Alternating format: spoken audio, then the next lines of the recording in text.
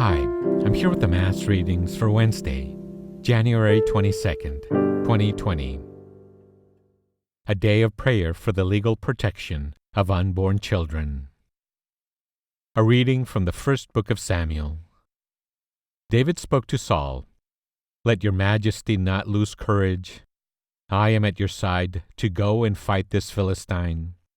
But Saul answered David, "You cannot go up against this Philistine and fight with him, for you are only a youth, while he has been a warrior from his youth."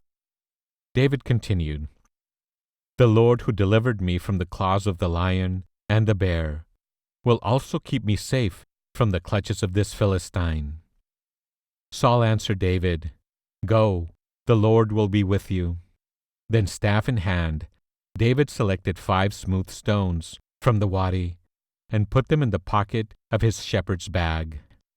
With his sling also ready to hand, he approached the Philistine, with his shield-bearer marching before him. The Philistine also advanced closer and closer to David.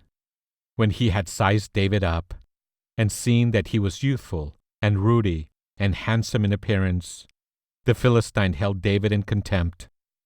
The Philistine said to David, "Am I a dog that you come against me with a staff?" Then the Philistine cursed David by his gods, and said to him, "Come here to me, and I will leave your flesh for the birds of the air and the beasts of the field."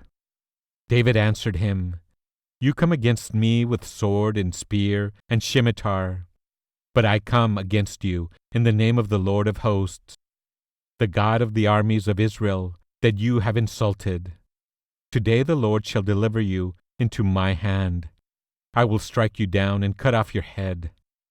This very day I will leave your corpse and the corpses of the Philistine army for the birds of the air and the beasts of the field. Thus the whole land shall learn that Israel has a God. All this multitude too shall learn that it is not by sword or spear that the Lord saves, for the battle is the Lord's, and he shall deliver you into our hands." The Philistine then moved to meet David at close quarters, while David ran quickly toward the battle line, in the direction of the Philistine. David put his hand into the bag and took out a stone, hurled it with the sling, and struck the Philistine on the forehead. The stone embedded itself in his brow, and he fell prostrate on the ground. Thus David overcame the Philistine with sling and stone. He struck the Philistine mortally, and did it without a sword. Then David ran and stood over him, with the Philistine's own sword, which he drew from its sheath. He dispatched him, and cut off his head. The word of the Lord. The Responsorial Psalm. Today's Responsorial Psalm is Psalm number 144. The response is, "Blessed be the Lord, my rock. Blessed be the Lord, my rock.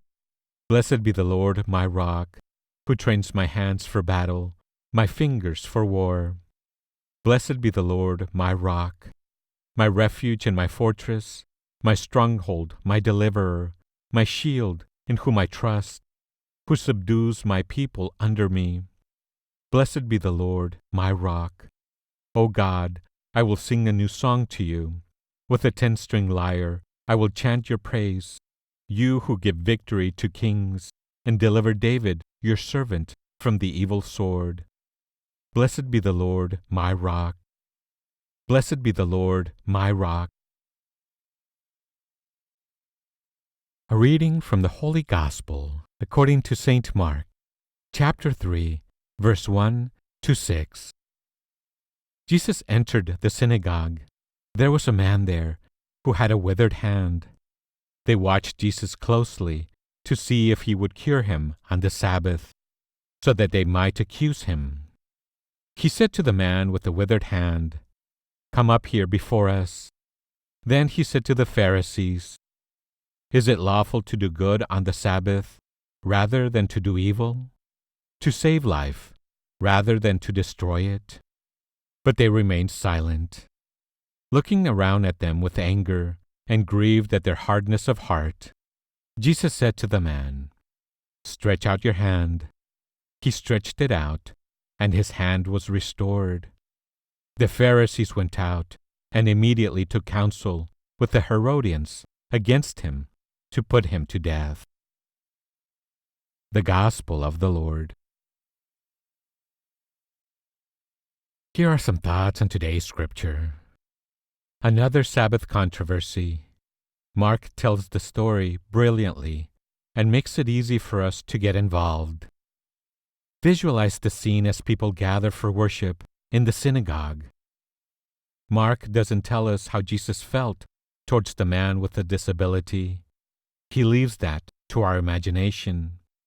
But he does describe how Jesus felt towards the Pharisees, anger and grief at their hardness of heart. They preferred to observe a legal code than to be touched by the plight of a fellow human being. They are callous and uncaring. They do not love their neighbor as themselves. Their values, at least in this instance, are set against to those of Jesus. Jesus, I trust in you. Thanks for listening. Have a blessed day.